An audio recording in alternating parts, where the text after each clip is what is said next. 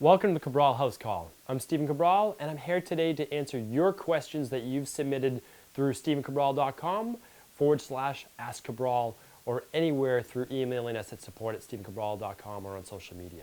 So our first question today is how to say no in different social settings. Really great question, because the only way that you're ever going to get to your goals and achieve your goals and maintain your goals is by being you, is by deciding at some point in your life that you are worth making these decisions, even if they go against the grain of what some of your friends or family are doing. Because your friends or family, if they're making a certain decision, doesn't necessarily mean that it's the right one for you. It might be the right one for them. And it doesn't mean that they're bad people, and it doesn't mean that you're a bad person for having a different outlook on life or different decision. So a lot of things that we find is that sometimes a husband and wife or two partners, they don't agree on the same nutrition plan, or they don't agree on like a set bedtime, or whatever those things are. But again, that doesn't mean that your opinion is wrong. And I do think at certain times you need to decide that I'm willing to compromise on this, but I'm not willing to compromise on this.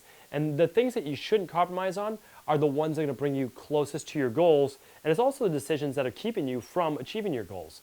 For example, let's say you go out with a group of friends and they like to always, have a bunch of drinks on Thursday, Friday, Saturday night. Maybe it spills over into Sunday when you're watching football or some of the games or whatever it might be. That is not going to get you to your goal, no matter what diet book you read or anything that you've read online about being able to drink alcohol and lose weight at the same time. Can you maintain your weight with having 1 or 2 nights a week of having a couple drinks? Yes, but not if you're trying to get to those goals first. That just doesn't make sense. So what I'm saying to you right now is, for a certain period of time at least, you're going to have to be able to make that decision to say to your friends with, at first when you're not as confident, you can just make up an excuse. Like, oh, I'm not feeling that well right now, which you're not feeling your best. I'm not going to drink tonight. I'm still going to come and I'm going to hang out, and I'm just going to drink a, soda water with a lime and a splash of cranberry. That's typically what we recommend. And you're still out there. You're still having fun with your friends. It doesn't mean that you need to go out and have, 3, 4 plus drinks, per night. The other thing could be when you're going out to dinner, again, you can still have fun. You can still enjoy going out to dinner, but maybe you decide to order the salmon with the side of, extra vegetables and whatever it might come with. You can still enjoy a nice, healthy meal, and it's the company of the people that you're with and the environment that you're in that should create the pleasure, not necessarily the pasta dish that you're eating or splitting all of those spinach and artichoke appetizers, all of those specific things. So be confident in you. It takes a while, and it doesn't happen overnight, but the more you use that muscle, the more you're able to be confident in yourself. That's contagious. I mean, people really like to see that. They're like, wow, this person has made a commitment. And sometimes it motivates others to do the same. A lot of times when you're in a setting of a group of friends, they're looking for that one person to give them that little push. And we see that over and over and over, whether it's in our Boston weight loss practice as well, where we do personal training too. And we have one person start, and then like 3 or 4 of their 5 of their friends also join, because they're like, yeah, I need that as well. I need to stay motivated. I need someone to keep me accountable. And they all go out to dinner together, and guess what? They're eating healthy, they're drinking, and they're having a great time without all of the other previous patterns that have really just set into how you usually and typically enjoy social settings. Hopefully that answers your question. So this is an interesting question, because you can go either way in this. So would you share your goals with others? And so I like to say this: if you have a supportive environment where people are going to say, that's a great goal, I support you in this, meaning like, let's say that you have a supportive family, you have supportive friends, you have supportive parents, whatever it might be, then I have no problem with you sharing those goals. And this is why. If you share your goals with others, it kind of makes you stay accountable to them. Meaning, once you've shared your goals, you're basically saying to people, hey, I set out to accomplish this. Look for this to happen within the next few weeks or next few months, and they're going to call you on it. And that's a really nice thing. So not only have you kind of put it out there to the world that you're going to accomplish whatever your goal is, you're now saying to people, keep me accountable, look at this. And then those people are going to say, that's a fantastic goal, I know you can do it, and they're going to offer you support. I love that. I think that's fantastic. But the reason when not to do it is this. Let's say you're, again, with friends who might not share the same values, or when you share those goals with them, they say, what do you need to do that for? You're fine how you are. What are you going and changing? Do you think you're better than us? All of those things. And those are not the type of people that you want to share your goals with. Do it quietly, do it on your own, and that's okay as well. Meaning this, share it with the people who you know will be supportive of you, even if it's only one person. Don't share it with those who are going to pull you back from achieving your dreams. It's not worth it. Next question. So what are some tips for self-care? I like this. So I consider self-care to be a little bit different for each person, but you at least have to have the fundamentals. So the fundamentals are this.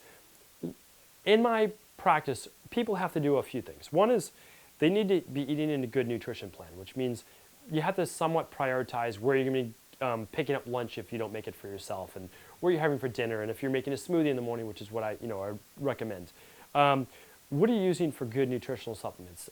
Do you consider those a priority in your life? At least a good quality smoothie powder or multi or omega-3 or whatever it might be.